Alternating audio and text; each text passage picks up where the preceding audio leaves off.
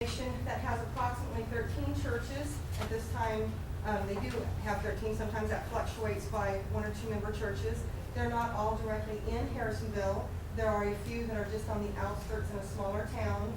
And what they do is try and help people within the community of Cass County. For the most part, they do concentrate within that Harrisonville, more of a local neighborhood area, but they do also provide resources as far as telling people where they can find other information, where they can get that from other resources, whether it's in Grandview, which is actually Johnson County, whether it's a 1-800 number, because there's nothing that's within the local area that they can do. They also have the mission statement, which is unity, and the reason that they talk about unity is because they're trying to serve the community through Christ and with all the other 13 churches and even other churches that are not actually a part of them. So they do work with other churches even though they might not be in the Ministerial Alliance. It is board managed, which means that they have your basic, president, vice president, secretary, treasurer, and they are almost always, if not always, the actual ministers, possibly an elder, but probably the ministers in some form from one of the churches that are a part of the actual Ministerial Alliance itself. Okay, they've got 2 offshoots of the Ministerial Alliance that have really added a lot of benefit to the community itself. And the first one is the thrift store. The thrift store obviously has a thrift store, which means it's got lots of merchandise, mostly used. They get a lot of items from the community when they're done with their garage sales or they're cleaning out their houses. They bring all of that. All of that money that they get from the thrift store is then funneled and channeled back into the community. So it's an awesome place when I get rid of all my stuff to take my items there, because I know it's going directly back to the families that either have, had a tragedy like a burned home, someone has died in their family, families that are economically not able to survive right now without assistance because of the job situation and job market. So this has been very helpful to people. The food pantry is our shepherd staff, and that is out of a building that's literally shares a parking lot almost between the food pantry and the thrift store. And it's very, very helpful because it has no guidelines. And you probably know of many people that make a certain number of dollars and it sounds like everything's fine. Why would they need any food? What happens is that those people fall through the cracks with the government, that they don't get any food, like food stamps or the little card that they give out now. They fall through the cracks because what the government doesn't ask and they don't care is if someone's had a lot of medical bills. Okay, if someone's had a lot of medical bills, or they've had, a big catastrophe and they didn't have insurance, or the insurance didn't cover everything, the government doesn't really care that you made $35,000 for a family of 4. Unless you make less than 23 or 24,000, you're not considered poverty, so they're not going to help you. But if you've got 15 or 20,000 sitting there in medical bills, that's a real severe situation. And so our food pantry has no guidelines at all. Okay, and now I'd like to introduce Curtis. He's going to give some information about management communication. All right, first I'd like to apologize. I forgot my note card, so I'm going to kind of hold the report here and skim through it to make sure I cover everything. So, the chapters that we feel we really covered with our project here is Chapter 2, Setting Goals, and Chapter 3, Audience Analysis. These chapters are kind of intertwined. They you have to be able to set goals, but in order to set goals, you have to know what your audience wants, what they need. So you need to start by identifying your audience. In this case, our audience is the 13 churches in the Ministerial Alliance, the organizations that are involved with it, and anyone who's going to be using this directory. So that's our audience, and in order to benefit our audience, we needed to go through and make the directory an easy to read document, something that you can just pick it up and go right to what you need. So we started by making sure everything was in the same font, and when we got it, there were a lot of pages that were like just one organization per page. So we condensed that down into one page, or all into as many pages as we could.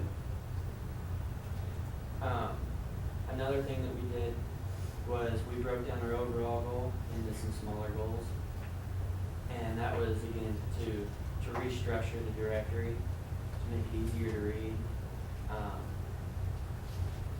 to make it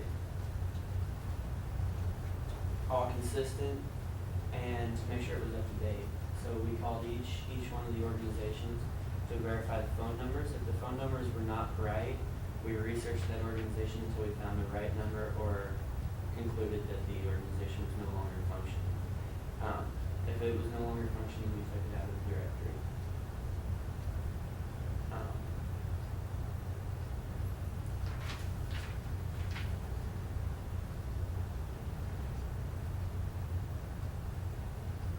Again, the 13 churches that will be using this, I feel that they'll appreciate having this directory reorganized and put back together.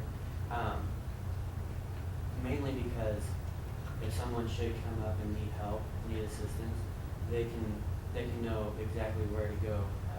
If someone's looking for like a preschool for their child, you know, they know to go to the education or community service or whichever section would be the right section.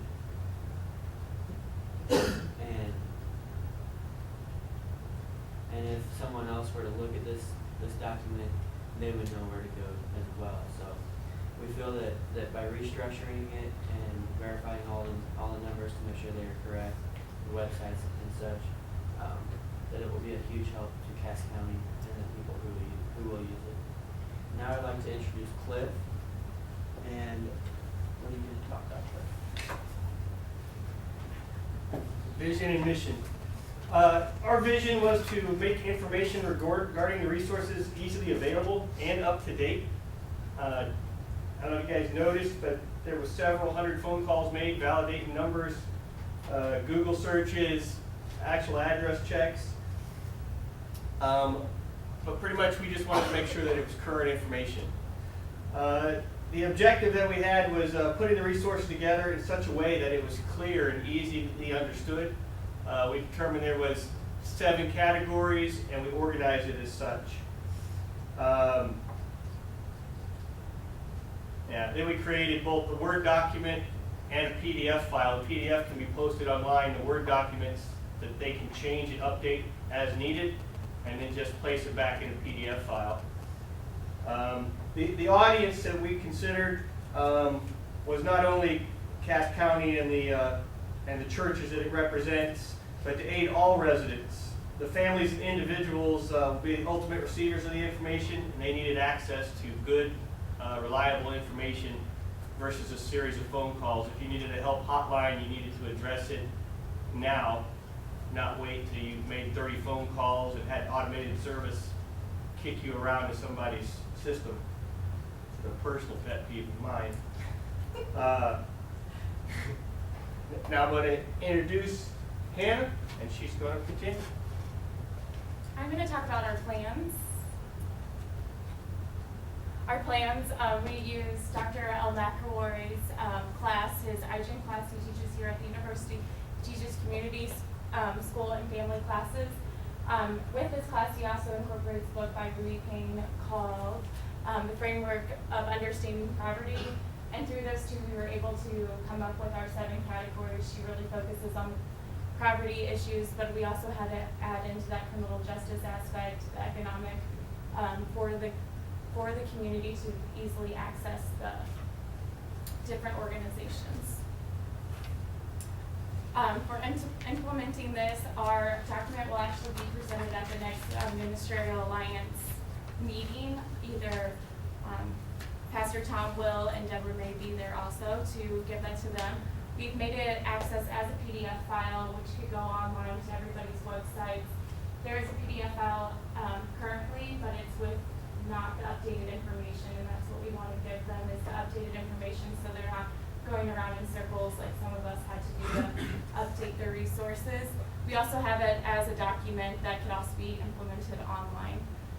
We also are going to email the different organizations and tell them that it is on the websites of the churches, and if they want to, they can add it onto their websites. It also could be a great handbook if somebody's coming into their organization wanting help and needing further help. They'll be able to access the phone numbers and look it up in an easier way than going through hundreds of pages.